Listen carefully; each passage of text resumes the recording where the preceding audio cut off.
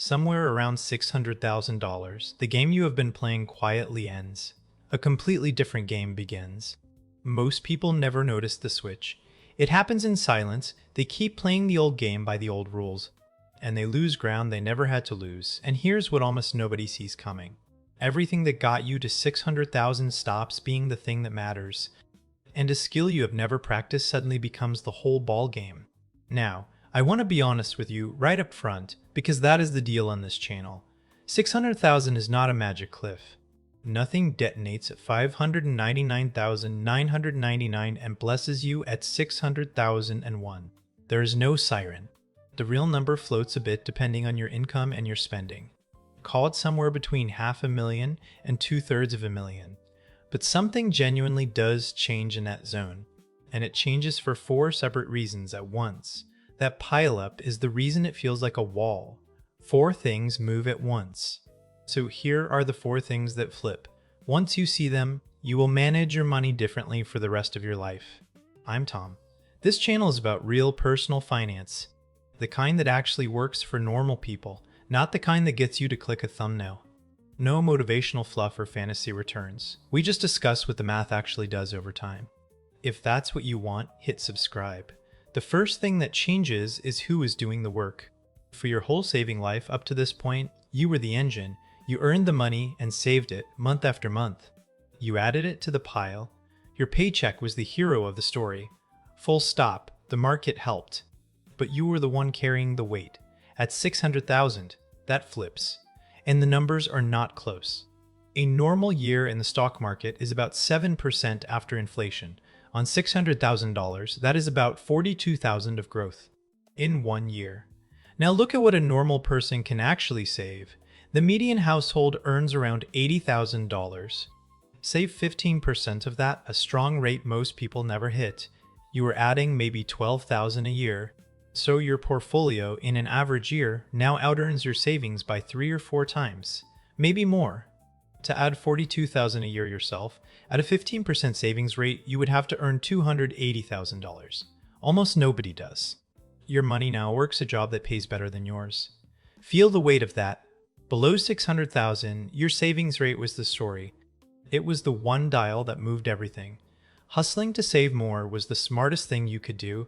Above 600,000, your contributions are a rounding error. The market dwarfs them on its own. The engine switched. You used to push the car yourself. Now the car has an engine. And it is bigger than you are. Think about what that actually feels like in a single year. You save hard all year. You skip things you wanted. In go your 12,000.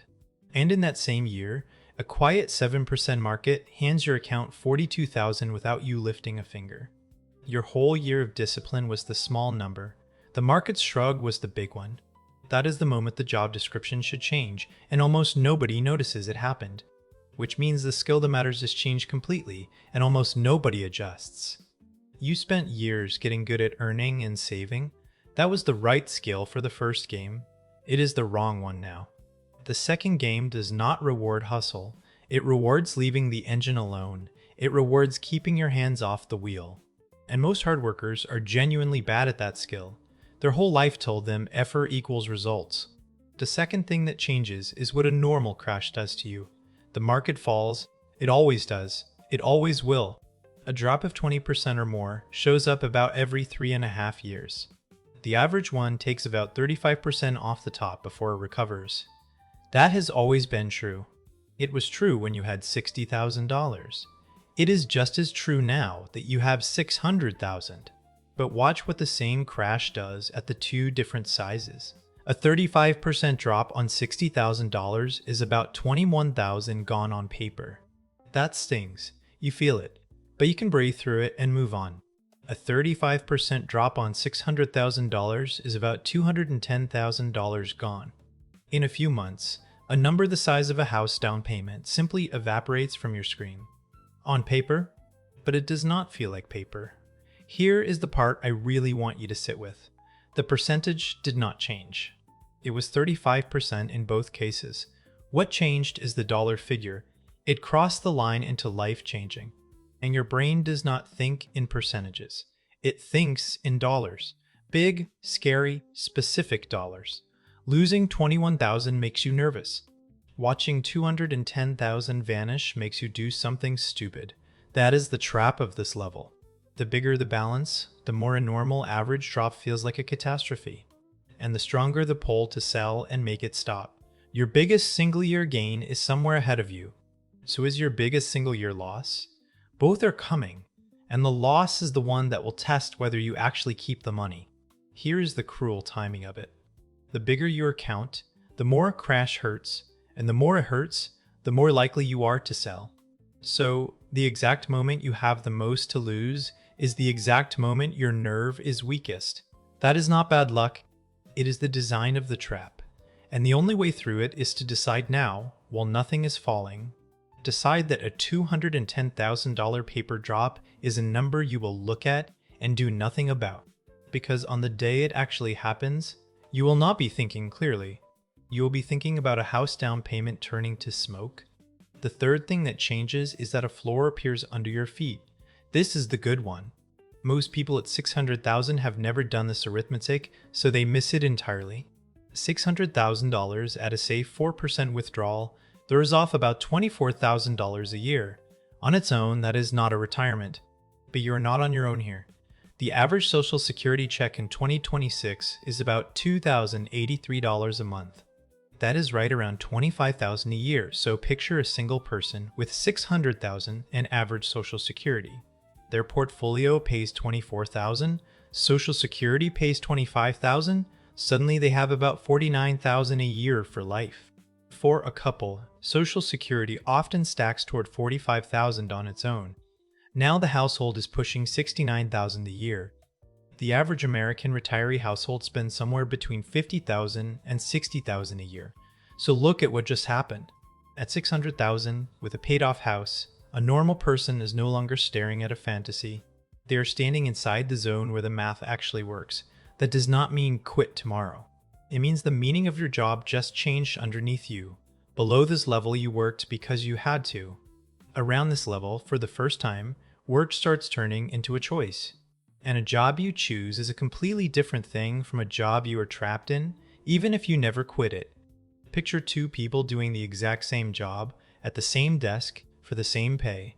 One of them knows that if the boss crossed a line tomorrow, they could walk. The other one knows they cannot because the mortgage is due and there is nothing behind them. Same job. Two completely different lives. That gap is what 600,000 quietly buys you, long before you ever actually retire. It is not the freedom to stop, it is the freedom to mean it when you stay. The fourth thing that changes is the one nobody warns you about, and it is psychological. $600,000 is, for most people, the first time the number feels real. And there is a reason for that feeling. It is not in your head. The median American household has a net worth around $192,000. The line for the top 25% sits near $658,000. You are almost there or past it. So when you cross into this zone, you step into the top quarter of the entire country, quietly without a ceremony. Even among people in their late 50s, at the peak of their earning lives, the median is only about $364,000. You are past all of that, so the feeling that this is finally real money is not your imagination. It is accurate. It is a fact. But that feeling is dangerous. It triggers two opposite mistakes, and both of them are expensive. The first mistake is getting scared. The number is finally big enough to hurt, so people rush to protect it. They pull money out of stocks and pile it into cash and bonds. And they do it years, sometimes decades before they will spend a dime of it. It feels responsible. It is actually the single most expensive move on this list. Run the numbers. Say you are 50, you just hit 600,000, and you have 15 years until you retire. Leave it invested at a normal 7%, and it grows to about 1.65 million by 65. Now panic. Move it to something safe earning 3%, and you land at about 935,000 instead. Getting scared at exactly the wrong moment quietly cost you around $720,000. That is not safety. That is a fortune traded away to soothe the feeling, and notice how reasonable it feels from the inside. You are not being reckless. You worked hard for this money. Protecting it sounds like wisdom. Every instinct says lock it down. But the math does not care how responsible it feels. 15 years is a long time, and cash cannot grow across it. The fear tells you to protect the 600,000. It never mentions the million you are quietly giving up to do it. The second mistake is the opposite. People hit 600,000 and feel like they have made it. They relax. The raises that used to go into the account start going somewhere else. A nicer car. A bigger life. They coast. And they coast at the exact moment compounding was finally about to do the heavy lifting. Both mistakes come from the same place. The number got real. The feeling took over. And feelings are terrible portfolio managers. The worst there are. Now pull the four together because they are not really four separate things. They are one thing. It just wears four costumes. And here's the honest part about the number itself. Your personal switch might not be 600,000. If you save more, your engine has to be bigger before it out-earns you, so your line sits higher. If you save less, it sits lower. The real signal is not a balance on a screen. It is the first year your portfolio grows by more than you added. The quick way to find your own line is to take what you save in a year and multiply by about 14. A 20,000 a year saver crosses near 285,000. A 40,000 a year saver crosses closer to 570,000. Whatever your number is, the day you pass it, the wheel changes hands. Below your switch, the wheel is in your hands. Your income drives everything. The savings rate is the story. Your own effort is what moves the number. That is the accumulation game, and it rewards exactly what you would expect. Working, earning, saving, adding. Above 600,000, the wheel moves. Now the portfolio drives, the market does the earning, and your entire job shifts to one strange new task. Do not crash the car. That means you hold through the panic instead of selling. You stay invested instead of de-risking out of fear. You keep saving instead of coasting, and you do not let a sloppy tax decision leak money out the side. The game stopped being about what you add and became about what you refuse to do. That is the whole secret of this level. You spent years being rewarded for action. Now you get rewarded for restraint. The person who built the 600,000 and the person who has to protect it are, in a way, two different people, two opposite skill sets, and the transition between them is where most people quietly go wrong. Now let me be honest about the edges, because I always try to be. None of this is a green light to gamble. The 7% I keep using is a long-run average, not a promise, and your real path will be bumpier than any clean number. Some decades run hot, some run cold, and you do not get to pick yours. And this is not a signal to stop saving. If you are 45 with 600,000 and a goal of retiring comfortably, you still have real work to do. Every dollar you add still helps. The engine getting bigger does not mean you fire yourself. Not yet. It means you stop believing the whole thing depends on your next contribution, because it does not anymore. There is also a real thing that starts around this level that I will only flag today because it deserves its own video. Once your money is this size, your choices start having tax consequences they never had before. Where you hold your investments, which account you pull from, how it all gets taxed decades from now. It is not a crisis at 600,000. The real tax squeeze does not bite until you are closer to $1 million, but this is the cheap, quiet window to set it up. Move too late and the choices get expensive. Move now and they are nearly free. This is the moment to start paying attention. The decisions you make in this zone quietly set up the size of your tax bill in your 70s. But underneath all of it, the core truth of 600,000 is simple, and it is not really about the number. It is the moment your money became a better earner than you are. That is the whole thing, nothing more.